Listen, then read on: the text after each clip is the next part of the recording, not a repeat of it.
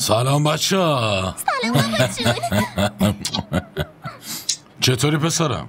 بابا اینا رو برای ما خریدیم. بله آقا، من برای شما لباس آوردم. آره این یکی واسه توه، بگیرش باشه. و برای تو هم عروسکی که دوست داشتی رو گرفتم و تو هم جامه دادی. بیا دخترم، اینا واسه شماست. مامان کجاست؟ این لباس واسه اون خریدم. ولی عمه که خوابه. که اینطور؟ تو این سر و صدای بچه ها مگه کسی میتونه راحت بخوابه؟ دریغ از یه خواب راحت. مامان برای شما این لباس آوردم، ببینید این برای شماست. بهتر اول از زنت بپرسی، نکنه این پیرهن از سرم در بیاره که این مال منه. مامان چرا این حرفو میزنید؟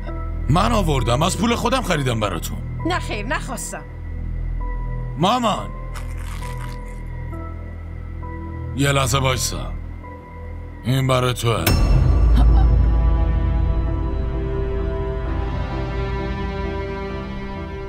بگیرشو در طول روز 3 بار لباس عوض کن. خیلی قشقرق به پا کرده بودی که با پول لباسای تو داروهای مامانمو خریده بودم. مامان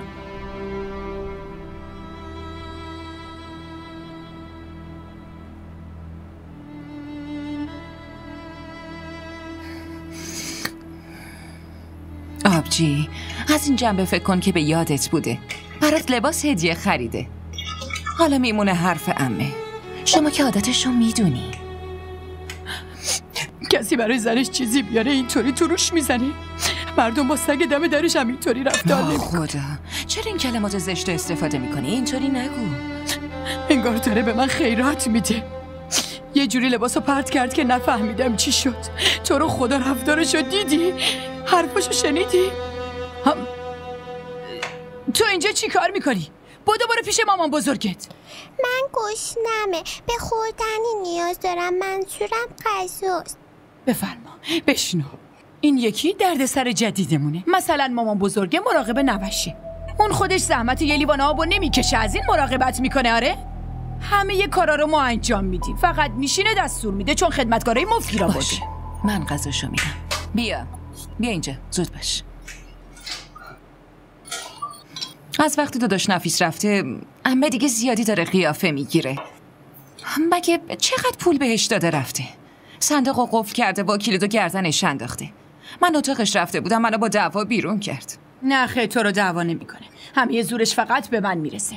پول هر چقدرم که باشه بالاخره تموم میشه.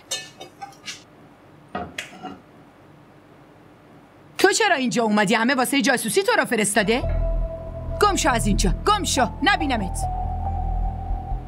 اینم شده برای من قوس بالا خوز. باشه آبجی، تو آروم باش.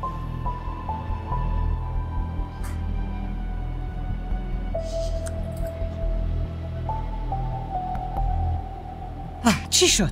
داشتن غیبت میکردن؟ نمیدونم خانم، منو دعوا کرد و بیرونم کرد. وای که چقدر احمقی.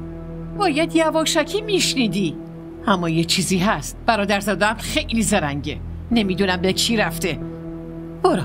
برو یه لیوان آب بیار. چشم.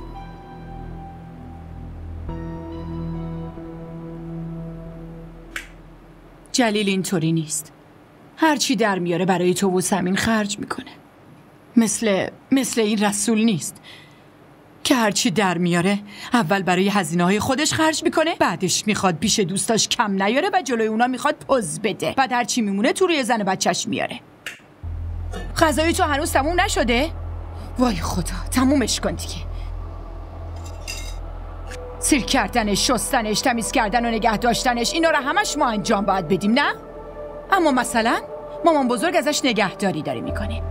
حالا بیا اینو نگاش کن. 4 روز دیگه که اون پیرزنه میفته و بمیره، مصیبت این میفته گردن ما، مگه نه خواهر جون؟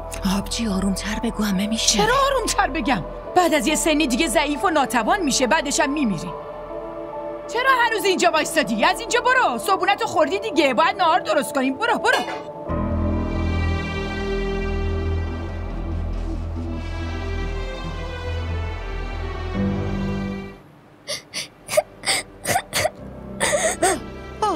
وای چی شده دخترم؟ نکنه روح دیدی عزیزم؟ ها بگو، یه چیزی بگو، حرف بزن. نو. خب چی شده؟ پلیز don't leave me. پلیز. وای به انگلیسی چی میگی دخترم؟ به زبون خودمون بگو. ماما بزرگ منو تنها نذارین لطفا. نخیر دخترم، چرا تنهات بذارم؟ حالا چرا این حرفو میزنی؟ شما فردا میمیرین. همراه ما باشید و فراموش نکنید که سابسکرایب کنید تا بهترین سریال ها را با دوبله فارسی از تلویزیون دیدی تیوی تماشا کنید.